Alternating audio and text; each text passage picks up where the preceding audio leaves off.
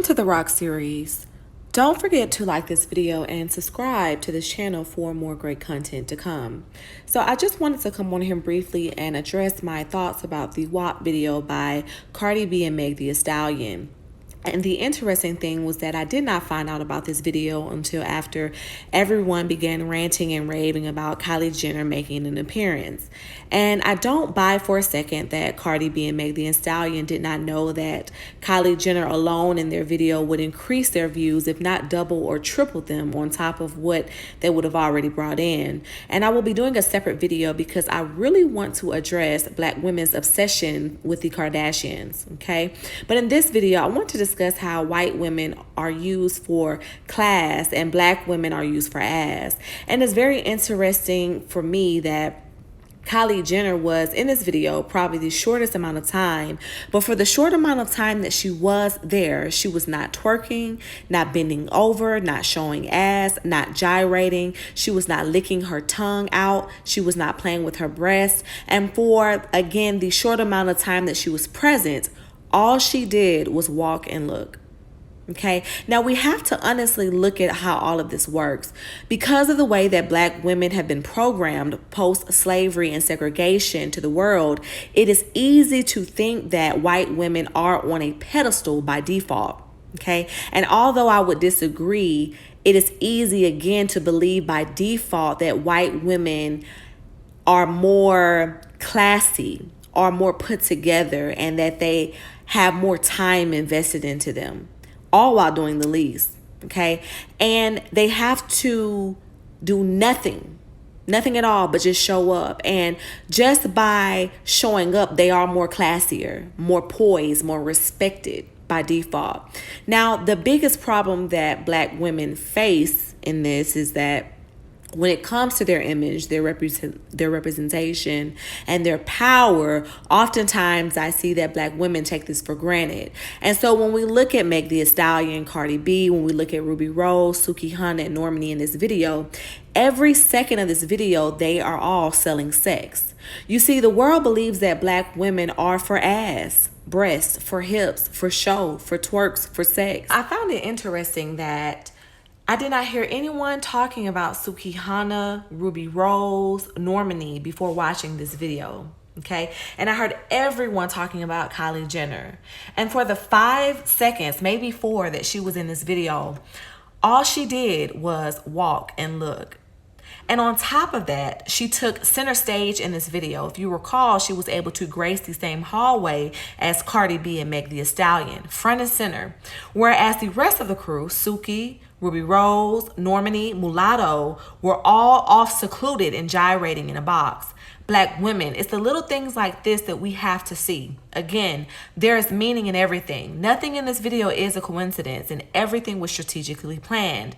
Now, the trickery in all of this is that Kylie Jenner is the one that needs the Black clout, the Black views from this video, not anyone else. Yet Kylie Jenner is the one that everyone is talking about. If you ask me, she is the one that came up off of everyone else in this video, not the other way around. Don't get it twisted. Now, everyone knows that Kris Jenner is Momager of the Year and image is everything to her. We know this. This is the same lady that has her PR team on speed down, okay? Do you think she would have signed off on possible billionaire Kylie Jenner twerking and shaking ass in this WAP video? No. Because guess what? With a video named Wet Ass Pussy, we know that there will be plenty of Black women there to get the job done. We'll leave it to them. Remember, this is chess, not checkers, ladies. In order to elevate in life, in order to reach levels that you have never seen before, you have to be aware of your surroundings. That is the only way you can continue to climb, because you have to change the patterns, the thought processes that you were once equipped with on lower levels in order to reach the higher ones. And there was an interview that I saw some years back with Denzel Washington that really stood out to me. And it was so powerful that I didn't want to even try to summarize it. I felt that I just had to add it into this video. Good. Oh, wow. Yeah, and Wow. I got a part in a movie in 1986. I called it The Nigga They Couldn't Kill. Oh. Yeah, he was supposed to be He raped a white woman, and they tried to electrocute him, but it didn't work. And he became sort of a cult hero. No, not that one. That was the other awful one. But and then they tried to hang him, and they tried to do all this stuff. And I had a lot of training day in me, and there were some Jewish people in the audition, and I said, yeah. They said, no, it's funny. It's like they hang them and then they can't. I said, yeah, like you bring some Jewish people into a room and they think it's a shower, but it's gas. Oh. And they said, right. I said, right. That ain't funny. So to me, it wasn't funny about putting a rope around my MFing neck either. I made a point. The guy was like, who the hell is this little nigga talking like this? So anyway, make a long story long, I called Sidney, and I was sick because he told me to call him. If I said, man, they offered me $600,000 to play the nigga they couldn't kill. And he said, I'm not going to tell you what to do. He said, I'm not going to tell you that, Denzel. He says, but I can tell you this. The first 2 or 3 or 4 films you do in this business will dictate how you're perceived in this business. Mm-hmm. So you make a decision. You know, he didn't tell me what to do, and I give him credit for that. And I turned it down, and 6 months later, I got Cry Freedom and got an Oscar nomination. So it could have gone an entirely, you never know. Mm-hmm. It could have gone, my whole career could have gone an entirely different way, in a different way. Without a doubt, we all can agree that Denzel Washington's filmography has shown that he consciously selects roles that put him in a certain light. And I say that to say that Black women have to understand that when you are the prize, when you are someone that is highly valued, you set the tone. You set the parameters. You set the guidelines. You set the image that you want to see for yourself and the image that you want to put out into the world. And so when you decide what will or will not work for you, the world has nothing to do but sit back and let you run your show.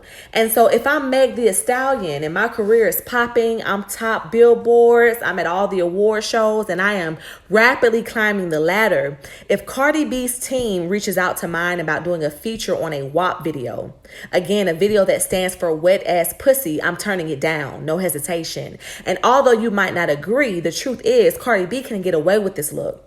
Partly because she is light-skinned and partly because she is Hispanic. Because, when women are Hispanic, they are often looked at as fiery and feisty, and that's just what it is, spicy mommy. But as soon as a Black woman, brown skin, dark skin, does it, it's raunchy, it's unladylike. So the key here is that if Meg Thee Stallion would have established her career by setting a certain standard for herself from the get-go, Cardi B's team wouldn't even have an opportunity to reach out to her about getting in this video. Okay? You set the standard. You set the image. Now, close your eyes. Could you imagine if Beyonce was in this video? I think that speaks for itself. And Oprah's message serves best when you become clear about who you really are. You'll be better able to decide what is best for you the first time around. Until next time.